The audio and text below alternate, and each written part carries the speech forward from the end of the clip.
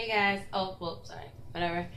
The cycle's complete, so it's a little more quieter now. So yeah, I'm just gonna go ahead, jump right into it. Part 2 of my video talking about part 2 of season 2, Love and Hip Hop New York reunion. I'm gonna jump right into it. My last thing was about Cardi B. This is about Rich Dollars and CISCO. Yes, I did have to write some pinpoints on it because it is just so much about everything. So in any event, with these guys, really quickly, this has been a long knockout, drag out fight. Shout out to the Last Minute Boys and CA Sports. You know what I'm saying? Y'all already know what it is. And that's what's up. And the Creep Squad. Alright, that's what's up. So just really quickly, okay. Speaking of the Creep Squad, let's just clear that whole issue up because that's not an issue at all. Everybody knows that. As Kim Bella would say, at all. At all. It's not an issue. Rich Dollars was very cleverly thinking about that after watching Love and Hip Hop Atlanta Stevie J. Stevie J feels the same. Stevie J is a man that stands alone as a creep, okay? He's the motherfucking number one creep. And the very first time that we ever heard Creep Squad, everyone, viewers, please remember, Love and Hip Hop lovers, please remember that it was from Stevie J regarding to himself and Benzino, okay? And then after that, Rich Dollars did inhabit it. He was the first person to say it on Love and Hip Hop New York about a Creep Squad. Stevie J just simply mentioned him constantly being a creep, and then he said that he and Benzino was Creep Squad one time. And then they have their own thing, sleazy, Benzino thing. That's it. So in all reality, Stevie J allowed for you to have the title Creep Squad. So everyone needs to put the kibosh on who started Creep Squad. None of you niggas in New York Hip Hop Atlanta started that. I'm sorry. You know what I just meant though. None of you niggas in Love and Hip Hop New York started that. That was Stevie J in Atlanta that showed everybody, because see, that's the man that stands alone. He showed you what he's about. He embodied the fucking word creep. And he made that shit. He brought creep back like certain motherfuckers can bring shit back. You know what I'm saying? And at the end of the day, Rich Dollars just rolled off of that. Now, what we don't probably know all in depth about is about the Creep Squad apparel. It does sound to me like CISCO had a lot to do with the apparel. Shout out to CISCO. I want to say that, what you did finally, giving the money, you know what I'm saying, that you essentially took out of Peter Guns' multiple children's mouths, giving the money was a stand-up, some real stand-up shit to do. And what I love is that he then gave it to Tara. That should show everybody. That should shut every and all shit down as far as her position. No matter how tough the knockout, drag out, baby fight between Tara and Amina is. That shit is some real shit. And I'm also going to vlog about that, but not right now. So, in any event, shout out to you, CISCO, for finally giving that money. You know what I'm saying? And the thing about that is, I really feel like Tara had a big thing to do with that. So it wasn't just Peter doing the right thing. I think not only did Peter do the right thing, but Peter did a thing that was already set in play. Because, do you know something? Everyone doesn't realize that people, God puts people in your life for a reason. And let's just go ahead. All right.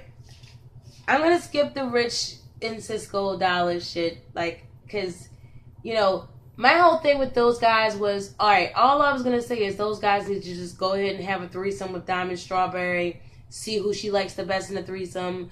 But ultimately, you guys would both fuck her and get it over with. You guys have had trouble with one another since her. Stop it. It's starting to be more like a sausage slinging fest. And when you only have 2 sausages to sling involved, and I don't even care if you get 5 more, it's just a sausage slinging fest. Like, you guys just look like you have a lot more invested in the relationship or in the situation. And either way, it's just it's looking like sexual tension. I just have to say that. Now, that could be, so let me move on.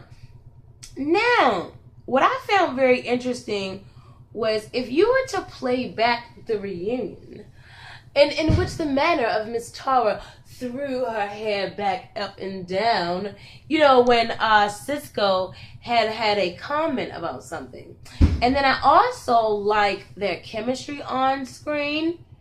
Their chemistry is something that's opinionated, but what you can look back at is at the reunion tape on your on-demand, and you will see after he had mentioned, you know, once this, I don't know the hostess name, but that lady, and then she asked CISCO like a question, and he answers it, and then if you do that, and Tara like throws her hair back up and down, and it's very fluid, and it feels very effortlessly, and I actually like to see her in that light. Also, one thing I noticed about CISCO is, you know, that he's going to be the type of man that's going to be attracted to and love a motherly woman. Like a woman that's a mother and knows how to mother, and that's nurturing and that can just put him in all this circle and make it all about him and da-da-da. And you know what? The best women that are able to do that is mothers. And it's mothers of multiple children, because that mother is already she's used to making each and every individual child feel special. I noticed something on screen with CISCO and Tara at the bar.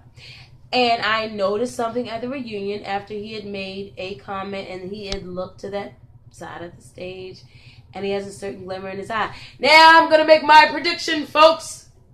Now, my prediction thus far is going to be, oh my gosh, if these two are already not messing around, then they are messing around, or they will be. And if it behooves of them, they will actually do it in the light, and they will do it for each other. Because I think that Tara has the capacity to make CISCO a better father and a better man, and their chemistry works such as though that his response to such will be that he will be a better man and a better father. And I think also he will instill in something in Tara, security and love. I think he will finally show Tara everything that she keeps on, and continuity, everything that she wanted to see in Peter. Like, this is a match made in heaven, and these guys are probably going to go through a lot of more hellfire just because that, you know, Tara and CISCO and Peter GUNZ are cool. But I'm going to just say to Peter, like, listen, please don't stand in the way of real love. And Tara and CISCO, live your lives for each other. And just know that a man, everything starts with a man and a woman.